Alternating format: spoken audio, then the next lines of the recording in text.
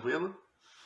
Começando mais um papo daqui surpresa, especial, mais uma das nossas resenhas com jogadores de futebol, com jornalistas que estão cobrindo jornalismo esportivo, estão cobrindo futebol, momentos de pandemia.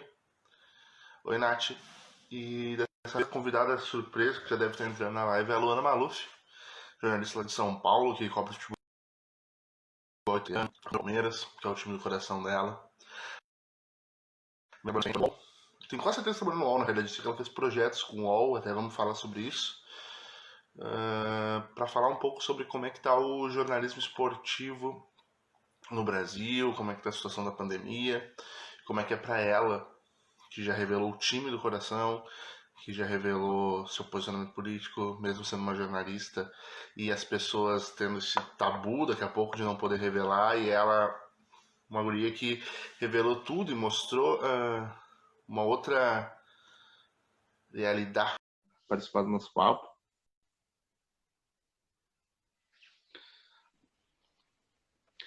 Oi, Luana, tudo bem? Olá, tudo bom? Tudo tranquilo. Queria começar te agradecendo por ter topado participar desse papo. Imagina, eu que agradeço o convite. Como é que está sendo para tu tá vendo hoje o jornalismo esportivo? A gente está vivendo com essa questão da pandemia, do isolamento social, o esporte está começando a voltar. Como é que é para ti tá fazendo a cobertura do esporte, do futebol em meio a tudo isso que a gente está vivendo? Acho que no meu caso, enfim, tirando a pandemia, é óbvio que os campeonatos pararam e isso afetou bastante em relação à produção de conteúdo, porque a gente parou de ter conteúdo, né? Não à toa, por um momento que virou o esporte, foi um grande TikTok de jogadores. Mas eu trabalho de casa, né? Enfim, a maior parte do tempo eu sempre estou em casa, eu trabalho para mim e isso facilita um pouco as coisas, porque agora os campeonatos voltaram, eu não preciso sair, não tá tendo cobertura. Quem cobre os campeonatos na Europa são os correspondentes dos canais, enfim. Então, acho que as coisas estão voltando à normalidade no sentido de produção de conteúdo mesmo. Tu falou ali da questão do. Vamos voltar um pouco. Tu falou da tua profissão e tudo mais. Por que tu escolheu o jornalismo e depois disso, por que tu escolheu o jornalismo esportivo? Eu vi que quando mais nova, tu tinha um blog falando do Palmeiras e que tu é torcedor do Palmeiras, todo mundo sabe. Mas como é que surge a profissão jornalismo e depois a editoria de jornalismo esportivo? Eu não sou formada em jornalismo, sou formada em relações públicas, na verdade. Inclusive, o começo da minha vida e da minha carreira, eu não trabalhava com o esporte. Eu comecei em agência de publicidade, trabalhando para marca, trabalhei na Red Bull e tal. Só que eu escrevia textos na internet sobre pós-jogo, sobre o Palmeiras. E aí um dia a ESPN me levou. E aí foi que minha vida mudou mesmo. Depois que eu fui para a ESPN pela primeira vez, realmente acho que eu nunca voltei para trás, sabe? Eu só continuei indo e metendo as caras e vendo no que ia dar, assim. Mas eu acho que hoje em dia o mundo tá mudando tanto em relação à produção de conteúdo que a gente não consegue mais colocar ninguém dentro de uma caixinha, né? Tipo, aquela pessoa faz aquilo. A gente se inovar o tempo todo. Então, seja dentro de uma TV ou de um canal, eu ainda faço coisas para alguns canais, então às vezes você se adapta àquilo, mas você, a pessoa, você é um indivíduo, né? Às vezes as pessoas vão atrás de você pelo conjunto da coisa, por você ter se tornado uma marca e tal. E eu acho que o meu caso foi mais para esse, até porque eu trabalho muito na internet. Quando eu divulguei ontem no Instagram que a gente ia fazer esse papo, a maioria muitas perguntas chegaram no sentido assim: tu já trabalhou na SPN, tu fez alguns projetos com o UOL, que eu vi até que tu postou essa semana um TBT do vídeo com o Fernando Praz. E daí as pessoas pensam, tá, onde é que a Luana tá? De onde é que a Luana tira o sustento dela? Tipo assim, porque as pessoas ainda não entendem um pouco como é que funciona ganhar dinheiro com o YouTube, ganhar dinheiro com o Instagram. Eu queria que tu explicasse como é que é onde é que tu tira o teu sustento, como é que é o teu dia a dia de trabalho. Cara, primeiro que a internet ela é um meio muito grande de ganhar dinheiro hoje em dia, né? O YouTube ele tem pagamento próprio, então você produz conteúdo, você tem view, o seu alcance vai aumentando, ele paga em dólar e você recebe no Brasil. E o resto é assim, eu sou uma profissional como qualquer outra pessoa que está dentro de uma redação ou dentro de uma empresa. A diferença é que a pessoa fica presa lá 24 horas por dia, às vezes a pessoa está produzindo 2 horas e o resto do tempo não está fazendo nada. E eu, desde quando eu trabalhava em agência de publicidade, eu falei, eu tenho certeza que uma coisa que não vai funcionar para minha vida é ficar presa dentro de um espaço em que eu sou obrigada a trabalhar num horário específico, sem poder ver a luz do dia, sabe? Sem poder ver o sol. E eu sabia que isso não ia funcionar para mim, era uma coisa muito quadrada e eu não acredito muito é, no funcionamento dessas coisas. Acho que as pessoas estão cada vez mais livres, a questão do home office e tal. Mas é assim, um exemplo. Eu trabalho com a OneFootball, que é uma marca gigantesca em Berlim e que agora está expandindo tudo que eles fazem para o Brasil. Eles chegam em mim e eles falam: olha, Luana, a gente quer que você produza 15 textos, igual eles chegariam para um jornalista como um freela e falam que a gente quer que você produza 15 textos, 7 vídeos e a gente vai te pagar tanto. E eu fecho um contrato com eles. Aí depois chega uma outra marca e fala: ó, Luana, a gente quer isso por tanto. Aí chega o Dazon e fala: ó, Luana, é isso, tanto. E fora isso, eu também sou patrocinada pela Nike, então eu recebo também pela Nike, pelo meu projeto. Enfim, é isso. Algumas pessoas se tornaram marcas e você recebe também por isso. E tu acha que esse movimento, por exemplo, de daqui a pouco as pessoas não procurarem o jornal O Globo, ou aqui no Sul não procurarem a Zero Hora e procurarem sim a pessoa, tu acha que esse movimento das pessoas não seguirem só os veículos, mas seguirem também esses profissionais e tu se tornar um veículo, o veículo Luana Maluf, tu acha que esse movimento, ele existe? Eu não tenho dúvida, eu acho que já está acontecendo. Acho que tem muitos jornalistas que a gente sabe o que aconteceu com o jornalismo nos últimos anos, e como mandaram tantas pessoas embora. E justamente por isso as pessoas estão se reinventando. Então, muitos jornalistas que eu conheço estão virando indivíduos, finalmente. Eles não são mais a Globo, ou a ESPN, ou a Fox. Eles são as pessoas. Então, contratam essas pessoas, às vezes para jogos específicos, às vezes por uma temporada, por um contrato curto. Mas é isso. Sabe o que aquela pessoa vai entregar, qual é a linha argumentativa ou de pensamento daquele indivíduo e contrata para aquilo. Eu acho que isso é muito mais válido, porque às vezes tem um trabalho muito específico que faz muita diferença. Então, eu vou dar um exemplo de uma coisa que eu tenho visto muito, que é o campeonato italiano, que não está tendo transmissão no Brasil, mas é um campeonato que eu acompanho muito de perto há muito tempo, por todo o apego afetivo que eu tenho. Então, eu acompanho todos os jogos. Eu, assim, fico horas assistindo futebol. E o que aconteceu? A Atalanta tá na Champions, aquela coisa. E aí, quando virou notícia esta semana da Atalanta contra o PSG, será que a Atalanta vai? O que eu mais vi foi muita gente falando merda da Atalanta. E eu falava, gente, não tem nenhum sentido o que essas pessoas estão fazendo ou colocando a Atalanta completamente como a presa fácil do PSG, sabe? Nossa, olha que sorte do PSG, pegou a Atalanta. E eu falava, essas pessoas não assistem o campeonato italiano. Então, é isso que eu falo sobre projetos. Quando por exemplo, uma marca que vai falar de campeonato italiano, ela vai chegar no jornalista que acompanha de fato aquilo. E não vai forçar um jornalista que está num outro, ou uma figura pública, ou jogador, ou qualquer pessoa que tem uma outra dinâmica, acompanha outros campeonatos, a do nada cair de cabeça e comentar sobre aquilo. Então, acho que essa coisa do indivíduo, ele facilita a boa entrega no final. Tu falou antes aí, todo mundo sabe que te acompanha, que tu é torcedora do Palmeiras, e tu já falou da relação do Palmeiras e tudo mais, só que na Itália tu é torcedora da Roma e tu acompanha o futebol italiano como um todo. O Palmeiras a gente sabe que tem uma relação familiar, de escrever desde o início, e a paixão pela Roma e pelo futebol da Itália, de onde é que ela vem? Eu sou apaixonada pela Itália desde criança, né? Eu acho que eu sempre tive isso muito forte dentro de mim. Então, qualquer coisa que tenha relação com a cultura italiana me pega muito forte. E o futebol é uma dessas coisas. Tanto que desde criança, já me xingaram tanto na internet porque eu não torço para a seleção brasileira, eu torço para a Itália.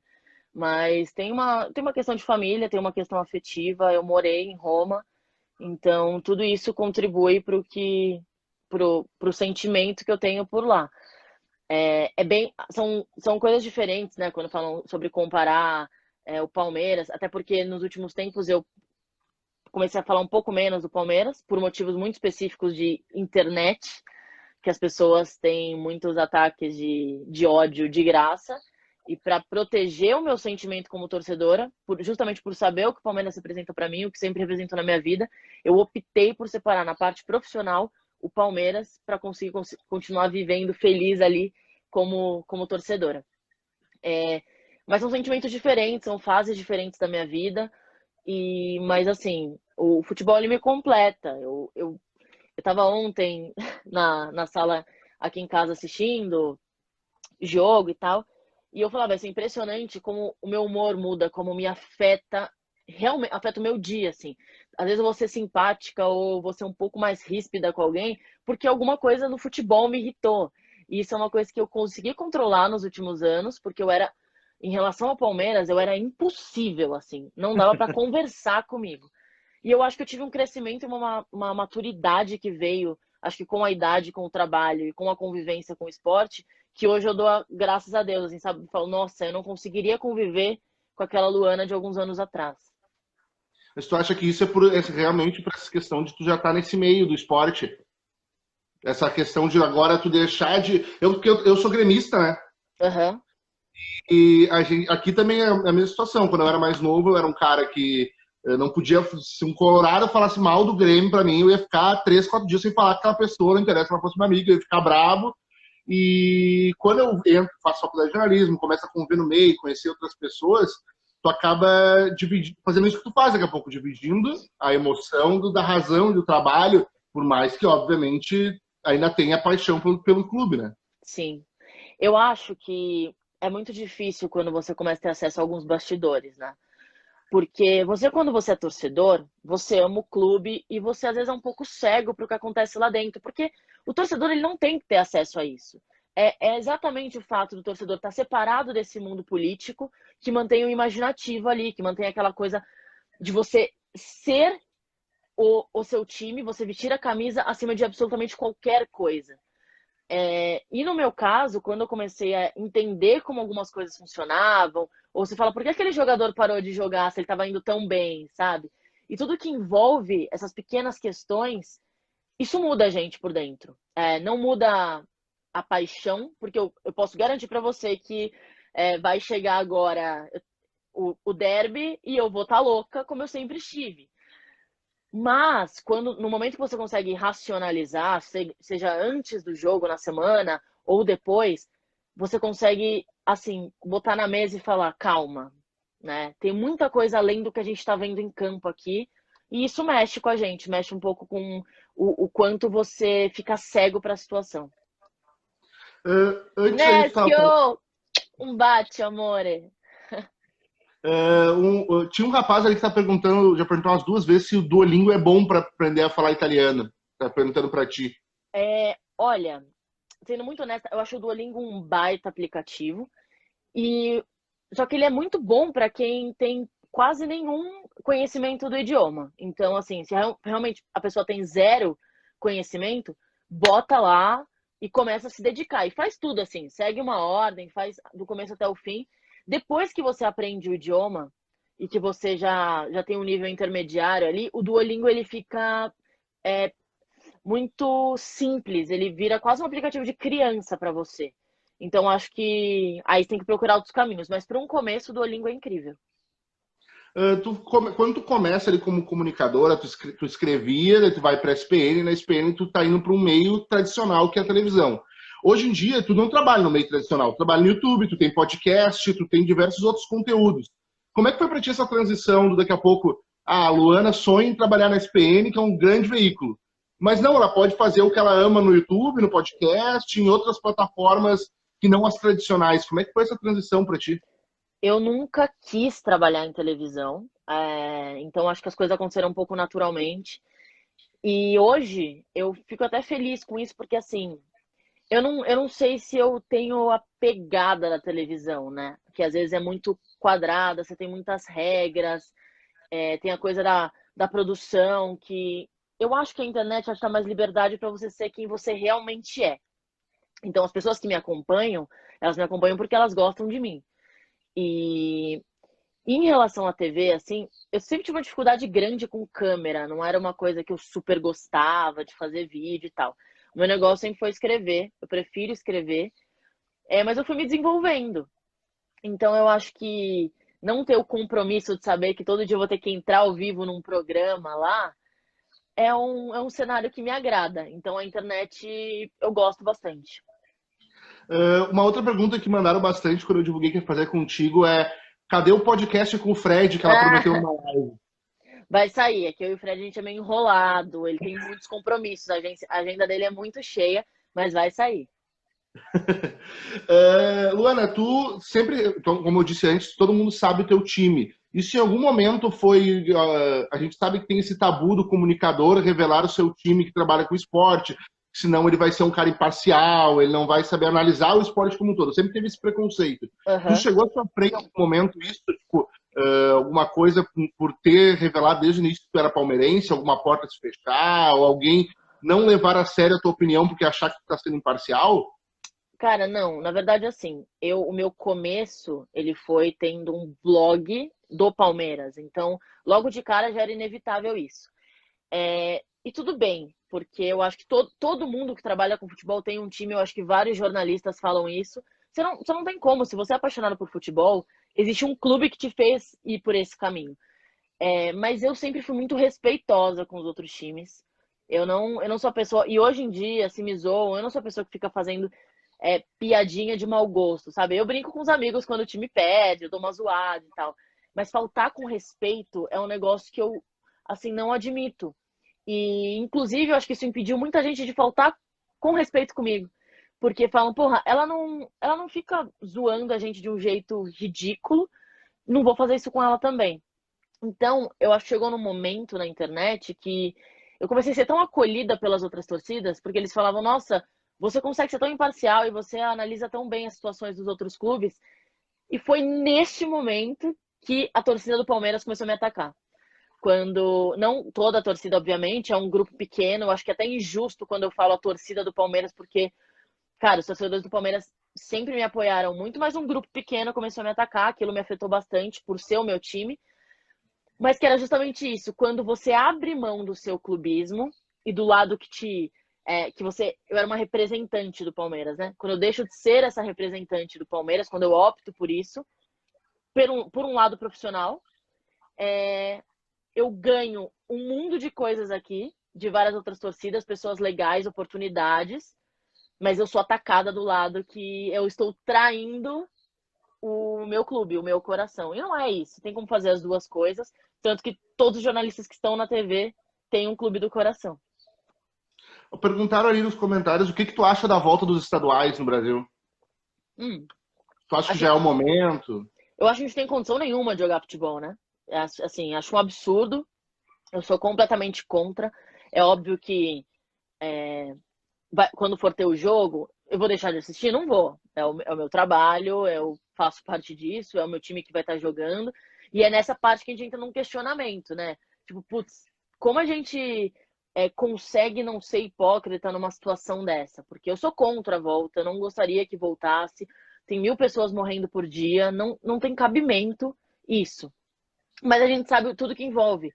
Os estaduais precisam acabar, o brasileiro já tem data para começar.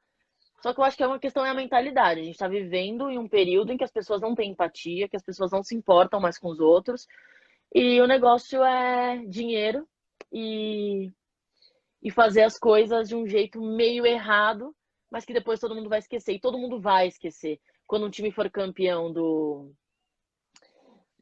estadual e tal. A gente tá vendo isso agora, não viu? No jogo contra o Flamengo, o Fluminense e tal, o envolvimento das pessoas, 2 milhões de pessoas, não era? 2 milhões de pessoas no. Então. Mas é isso, não tem o que fazer, vai voltar. A gente não adianta a gente fazer nada porque vai voltar. Eles são muito mais poderosos do que a gente. Quando tu fala ali antes tu falou da questão de tu não gostar muito da câmera. Recentemente, nas últimas, sempre teve um canal no YouTube, mas recentemente tu começou a postar todo dia de novo vídeos, tá dizendo que tá voltando pro YouTube. Até brinca que tu não sabe se tu olha pra câmera ou tu olha pra tela. Tipo agora, né? Eu tô olhando pra tela, eu deveria estar olhando pro buraquinho ali. Como é que tá sendo pra ti voltar pra produzir conteúdo? Não que tu tenha parado, mas voltar a produzir conteúdo pro YouTube com essa periodicidade que tu tá fazendo agora? Cara, são alguns pontos, tá? O primeiro sobre a periodicidade do YouTube é assim. O YouTube é uma plataforma que ele basicamente escraviza os produtores de conteúdo. Então, lá no começo, quando o YouTube pagava muito ele pagava muito e você precisava postar pouco, porque ele te entregava muito pro público. Hoje em dia, você tem que postar todos os dias para o YouTube te ajudar a crescer, para o YouTube te mostrar e tal. Então, se você quer ser grande no YouTube, você não tem escolha. Ou você faz isso, ou você simplesmente vai produzir conteúdo e tal. Alguns canais têm um público muito fiel e aí conseguem postar um por semana. Tem canais gigantescos assim, mas com 4, 5 milhões de inscritos. Que mesmo que caia o número de visualizações, eles vão continuar tendo visualização, porque tem muito inscrito, né? Claro. Mas no meu caso, eu tinha largado, não pretendia voltar para o YouTube, mas eu acho que eu tô num momento meio um pouco diferente da minha vida, assim, de tentando resgatar algumas coisas para dar outros passos que tem mais a ver com o que eu quero para o meu futuro. Então, eu acho que eu optei por um momento dar uma recuada e recomeçar algumas coisas que eu larguei no meio do caminho, que, que eu acho que a gente tem que encerrar ciclos que a gente deixa para trás, senão as coisas não andam para frente. Então, eu optei voltar e se der super certo, eu vou ficar super feliz, vou continuar fazendo. Acho que também tem uma relação com muitas coisas que eu passei nos últimos anos, assim, de confusão na minha vida em relação à parte profissional e tal. E eu tive sorte de, num momento como este agora, de pandemia, de tentar entender como vai ser o futuro quando o mundo voltar a ser mundo. Pessoas que estão ao meu lado, tipo, de pegarem na minha mão e falarem, ó, vamos fazer isso, vamos fazer acontecer, porque você deixou um caminho aberto que pode dar muito resultado. Então vamos tentar junto. E eu acho que o fazer sozinha, ele me fazia desistir fácil, porque eu me sentia muito sozinha. E agora, tendo pessoas ao meu lado que estão fazendo comigo e estão me apoiando, isso me faz querer continuar indo para frente. Enquanto a gente está fazendo a live ali, surgiram diversas vezes comentários, tipo, linda, um monte de falando referente à tua beleza e tudo mais. Isso em algum momento, não teve, eu não vi pelo menos nenhum comentário daqui a pouco maldoso ou machista e tal, mas isso em algum momento, por tu ser uma guria, ser nova, ser bonita, isso em algum momento sofreu alguma situação de machismo, isso te prejudicou na área do jornalismo esportivo, mais que não seja jornalista, mas na questão de cobrir esporte, isso em algum momento sofreu alguma situação que tenha te prejudicado, ou tenha te feito se sentir mal, alguma coisa nesse sentido? Então, eu acho que para me blindar desde o começo, eu sempre tive, o futebol ele já é muito machista, né? E por ter muito medo e muito receio dessa coisa de ficarem sempre olhando para a figura Luana falando e não para o que eu estava falando, eu sempre tomei muito cuidado com as coisas que eu colocava na internet. Então, acho que quem me acompanha sabe bem, assim, eu não. E deixando bem claro, eu não tenho nenhum problema com quem faz. Hoje em dia, tudo que a gente vai falar, a gente tem que dizer antes que não tem problema. Mas, por exemplo, nunca, eu posso garantir, nunca vão ver uma foto minha de biquíni na internet. Porque eu vivo num mundo muito machista e para mim não seria uma questão de enfrentar. Tipo, é o meu corpo, eu vou mostrar porque eu quero e não importa o que vocês digam. É simplesmente porque eu quero sempre que quando as pessoas sentem para assistir um vídeo meu, elas prestem atenção exatamente no que eu estou dizendo. Sempre. Nunca pensando no meu corpo. Isso é um problema da sociedade. Infelizmente é machista, infelizmente a mulher é objetificada, mas o quanto eu puder me preservar em relação a isso, eu vou. Porque eu sei o quanto isso me fez crescer até aqui e o quanto isso me fez ganhar uma casca que as pessoas que falam comigo, e isso assim, de pessoas que já trabalham no futebol, jornalistas e tal, me respeitam pelo que eu falo. Então, por mais que as pessoas, ou eu já ouvi muita gente falar, tipo, ela tem mais chance porque ela é bonita e não sei o quê. Pra mim, assim, sei lá, beleza é muito relativo também, então tem gente que vai achar bonita, tem gente que não vai achar bonito, tá tudo bem. Então, no fim das contas, eu só quero ser ouvida. E para ser ouvida, eu acho que eu preciso colocar uma barreira para essa coisa do visual. Mas isso, por exemplo, tu te priva de fazer alguma coisa ou de publicar alguma coisa na tua rede social por causa disso? Sei lá, coisas que tu queria fazer, ou que tu queria publicar, ou que tu queria, sei lá, até na tua vida pessoal, e que tu tem um cuidado maior exatamente por causa disso? Eu penso em algumas coisas assim, tipo, é, mas que são coisas que pra mim tudo bem, porque eu sou uma pessoa bem fechada, eu exponho pouquíssimo da minha vida pessoal na internet, mas tem uns negócios, as pessoas sempre brincam, né? Luana, por que que você sempre posta foto jogando futebol com a camisa amarrada na cintura? E que pra mim aquilo é e sempre foi, e isso vem de muito tempo, assim, porque desde que eu era criança, aquela coisa, a mulher começa a ir na rua, começa a tomar cantada, não sei o quê.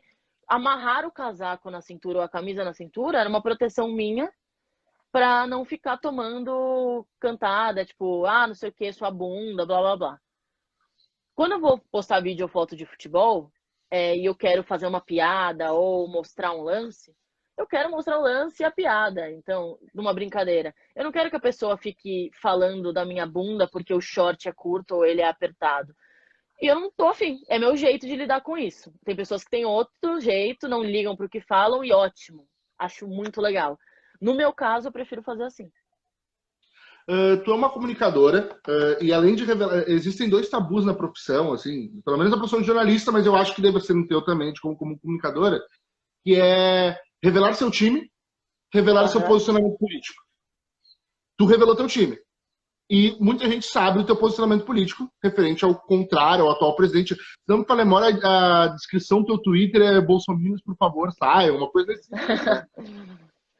Como é que foi para ti fazer essa não digo revelar, mas se posicionar publicamente sobre questões políticas? Como é que foi para ti essa decisão? Isso teve que passar por daqui a pouco apoiadores ou pessoas que trabalham antes? Como é que foi esse momento para ti? Assim, eu sou uma pessoa que eu não fico em cima do muro. Então, eu compro brigas e eu vou até o fim por elas. Às vezes de um jeito um pouco além, assim. Eu acho que eu sou muito intensa nas brigas que eu compro. O que eu poderia ser um pouco mais moderada, às vezes, eu admito. Mas, assim, eu acho que a partir do momento em que eu tenho uma visibilidade, que eu tive a oportunidade de ter isso, tem pessoas me ouvindo, eu tenho uma responsabilidade com as pessoas. E a responsabilidade que eu tenho é de, pelo menos, mostrar a situação como ela é. Então, eu não posso me esconder diante de algo tão grave que acontece no país e de todas as e tudo que sai deste grande momento, que é o Bolsonaro no poder, o que vem disso e o que é destruidor disso, eu vou expor. E eu vou falar e eu vou ir contra. O que é uma oportunidade para as pessoas que estão dispostas a te ouvir, elas vão te ouvir, vão continuar te seguindo, porque todo mundo pode ter uma opinião diferente. Faz parte da nossa democracia.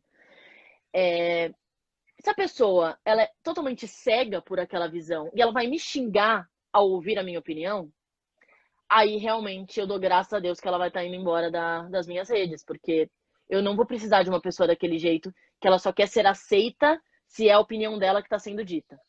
Então, eu não ofendo pessoas que têm uma opinião contrária, eu debato com elas e eu mostro a minha posição. Mas eu acho que não tem que ser um problema. Eu ficaria muito triste em ter que me esconder ou fingir que nada está acontecendo quando eu vejo tanta barbaridade ao nosso redor. Então, eu tenho um orgulho assim de ter conseguido ter sido criada para ter uma mente tão tranquila e tão decidida sobre as coisas que eu acredito.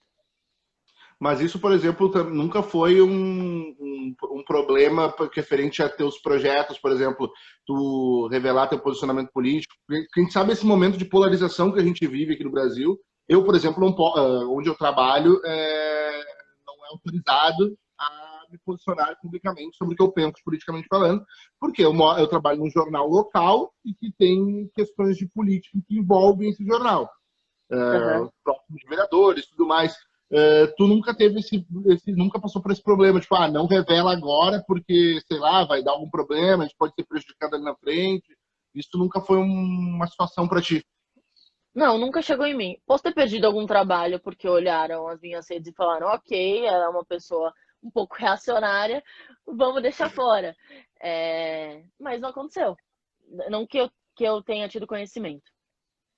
Uh, tu te, uh, tem os teus projetos de futebol feminino e tu defende, divulga o futebol feminino. E a gente viu que nesse momento da questão da pandemia, quando paralisou, muitos clubes focaram só no elenco principal masculino e fizeram negociações para não atrasar salário e tudo mais, e meio que ignoraram o futebol feminino e as categorias de base. Aqui no Sul a gente viu isso e em outros lugares também. Como é que tu vê o futebol feminino hoje? E como é que é para te ver essa situação, que ao mesmo tempo que se defende o futebol feminino, os clubes fazem um discurso do futebol feminino, mas na hora que aperta, o primeiro que eles descartam é o futebol feminino e a base, né? Acho que você disse tudo, porque é exatamente isso. O futebol feminino ele tem crescido. No Brasil ia ser um ano bem especial, mas é o que acontece. É o que dá mais dinheiro que as organizações olham, né?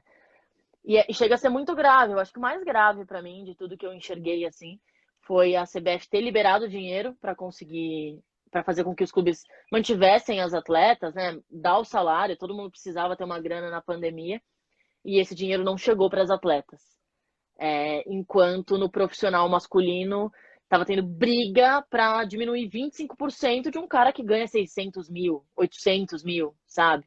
Então a gente vive uma diferença tão absurda dentro do futebol, mas o futebol feminino ele é resiliente. Ele é uma modalidade que sabe que nasceu na adversidade e sabe se virar na adversidade. Então, pode ter certeza que o que aconteceu não vai ser um empecilho para as cabeças que estão hoje no futebol continuarem pensando para fazer isso crescer. E tu acha que, então, a tendência é que o esporte daqui a pouco fique até, não sei se mais forte ou mais unido, para que momentos como esse não sejam prejudiciais? Mais unido, sim. Mais forte no sentido de atrair mais dinheiro, mais audiência, eu acho que ainda é uma realidade muito distante. Tu falou antes ali da questão que tu joga bola e tudo mais, sempre jogou bola desde nova, e tu tem um projeto em São Paulo que acho que é Passabola, o nome. Passabola. E como é que ele surge esse projeto? Era uma guria que gostava de jogar futebol e queria reunir mais gente? Como é que foi esse movimento do Passabola? Ele surgiu porque, geralmente, muitas meninas se formam na faculdade, que é o nosso período de auge do futebol amador ali, que tem campeonato universitário, que viaja, Juca, economia, das não sei o quê, interclasses. E depois acaba. Vai cada um para um canto e, enfim, o futebol, você não tem onde jogar, os times geralmente são prontos, então é difícil entrar. Hoje em dia a gente tem muitos projetos femininos e está crescendo bastante. Mas quando eu me formei, já não tinha mais onde entrar. E a gente ficou assim, putz, para onde a gente vai? O que a gente faz? Então eu reuni um grupo de amigas, eu e a Cassi, e a gente começou a jogar toda semana, toda semana, toda semana. Minha vida no futebol já estava indo bem. E eu comecei a receber muita mensagem. Luana, deixa a gente participar do seu dia de futebol, deixa a gente ir lá, nananana. Eu e a Cássia, a gente sentou e falou, vamos abrir o dia para qualquer mulher que quiser vir. E aí realmente foi uma explosão na primeira abertura, e aí a gente sentou e falou, não, vamos organizar, vai ter que ter lista de espera. E virou um projeto super organizado, que funciona muito bem e está cada vez crescendo mais. Ai, desculpa, gente. Saúde, saúde. Não é corona. E tu tinha expectativa, quando tu abre a primeira vez ali, que tu viu que tinha um monte de pedido, um monte de gente, tu tinha expectativa que ele fosse ficar tão grande? E qual é a importância que ele tem hoje para ti e para as mulheres que jogam em São Paulo? Cara, é impressionante, assim, porque ele, mais do que um projeto de futebol, ele virou uma família e um grupo. Então, hoje a gente encara o Passabola como um grande agregado de pessoas especiais. Então, muita gente que chega lá não é porque quer só jogar futebol. Quer sair de uma bolha, quer descobrir um mundo novo, quer ter amigas, quer conversar, quer contar dos seus problemas. A gente recebe muitas meninas com problemas emocionais bem complexos, que passaram por experiências bem difíceis, e a gente supera isso junto. Então, a gente se abraça como grupo. Então, acho que essa é a maior importância do projeto para mim. Agora, como futebol, putz, isso é imensurável. Você chegar numa quarta-feira e ter 200 meninas jogando futebol, num país em que falavam que mulher não tem espaço para jogar futebol, tem espaço, tem quadra, tem vontade, o que falta é iniciativa, né? O que falta é investimento de quem tem o poder. Enquanto quem tem o maior investimento não faz isso, a gente começa aqui de baixo, vários grupos de várias meninas diferentes tentando fazer o futebol feminino crescer cada vez mais. e tu tem perspectiva, hoje ele funciona em São Paulo, tu já recebeu proposta para levar ele para outros lugares, tem expectativa daqui a pouco de crescer, por exemplo, tem aqui em Porto Alegre, tem em Curitiba, tem em outros lugares, assim, isso é o teu horizonte, tu planeja isso ou não? Super, a gente quer que ele seja replicado em vários estados.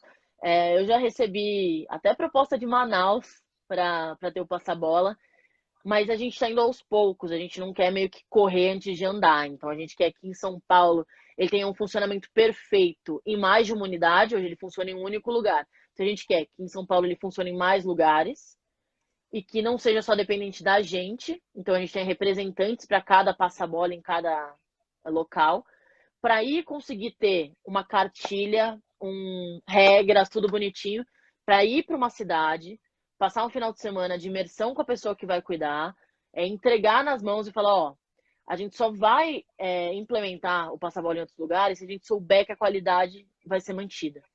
Então, é um processo que tem que ser feito com muito cuidado. O Rodrigo Vinícius perguntou ali, Luana, na sua opinião, o Luciano do Vale foi um dos poucos que brigou pelo futebol feminino? Cara, acho que tem muita gente brigando pelo futebol feminino. Claro que dentro do cenário da Copa do Mundo, assim, virou um boom e aí todo mundo começou a falar. Mas eu acho que a mentalidade de muitos jornalistas já mudaram. E a gente tem uma frente muito forte de mulheres que estão, assim, carregando o futebol feminino nas costas. Então, eu acho que a gente tem que desbravar esse caminho. Não vai ser fácil, não está sendo fácil, mas quem está na linha de frente é tão preparado para isso que eu não tenho a menor dúvida do sucesso do futebol feminino no país. Assim, a gente tem, eu sou amiga pessoal das vibradoras, que para mim são assim as maiores do futebol feminino, incomparavelmente. Elas fazem um trabalho que ninguém faz antes de todo mundo fazer. Quando ninguém tinha nem acesso a tais informações, elas arrumavam um jeito de tirar, de trazer isso pra gente. Então, eu só tenho orgulho de quem tá na linha de frente dessa luta. Antes, quando a gente estava falando da questão do YouTube lá, tu falou que tu retornou para o YouTube por questão de projetos, iniciar ciclos, encerrar ciclos, desenvolver projetos. O que a gente pode esperar da Luana para os próximos meses, anos? Que projetos são esses que tu quer desenvolver, está desenvolvendo, que a gente vai ver daqui para frente? Cara, eu acho que o canal voltou a ser uma prioridade em relação a crescer e se estabelecer, porque eu sentia falta de fazer o que eu tenho feito, de falar do futebol como eu tenho falado. Mas acho que eu precisava daquele afastamento, o tempo que eu fiquei afastada e todo mundo respeitou. Mas o meu grande projeto, assim, pros próximos tempos, é escrever um livro, que é uma coisa que eu realmente amo fazer, que é escrever. Eu já estou fazendo, mas eu acho que é um processo longo, que é tipo, você faz, aí você relê, e aí você muda. E você faz. Eu tenho a impressão, que quando eu entregar, na verdade, a entrega final era para setembro, mas a gente vai adiar um pouquinho. Quando você entrega, até o último segundo, você vai querer mudar alguma coisa. Então, eu tô tentando não ficar muito desesperada com isso. É um livro sobre o quê? Tu pode falar mais dele? É futebol, tem a ver com futebol. O plano de fundo é futebol, mas é um romance. E tu disse que tu entrega, a expectativa é entregar em setembro, talvez tu adie um pouco. E lançamento não sabe ainda, ou já sabe quando é que ele deve sair para ir para as ruas. A minha obrigação é 2021. Espero que dê tudo certo. Minha Luana, obrigação contratual. eu gostaria de mais uma vez te agradecer por ter topado participar desse papo. Eu espero que tenha sido tão legal para ti quanto foi para mim. Não, obrigada a você. Obrigada pelo convite, pelo carinho. Desculpa as confusões aí, né? Era para ter sido ontem. Mas legal que foi hoje. Obrigada, pessoal que estava acompanhando aqui. Um beijaço para todo mundo. E você, precisando de qualquer coisa, tamo aí. Pode deixar. E quando passar essa pandemia e tu vir para o sul, daí o churrasco, a cervejinha, daí é por minha conta para a gente se conhecer pessoalmente. Eu amo o Sul, viu? Amo muito, assim, é, só conheço, eu conheço alguns lugares, mas Porto Alegre mexeu com o meu coração e com o meu estômago, devo dizer. E Porto Alegre tem tanto de portas abertas para ti quando tu quiser vir para cá. Fechado. Valeu, Luana. Beijo. Beijo, até mais. Gente, gostaria de agradecer mais uma vez todo mundo que participou aqui do papo. Quem veio pelo Instagram da Luana, se quiser vir para o meu Instagram, eu faço entrevistas com outros jornalistas, faço entrevistas com jogadores que passaram pela dupla. Então tem muito conteúdo aqui nos GTVs, no canal do YouTube. Então quem quiser dar uma olhada e vir para cá, eu conto com o carinho de vocês. E espero que vocês tenham gostado. A gente espera trazer novos jornalistas para falar sobre tudo que a gente está vivendo. Até mais, gente. Tchau, tchau.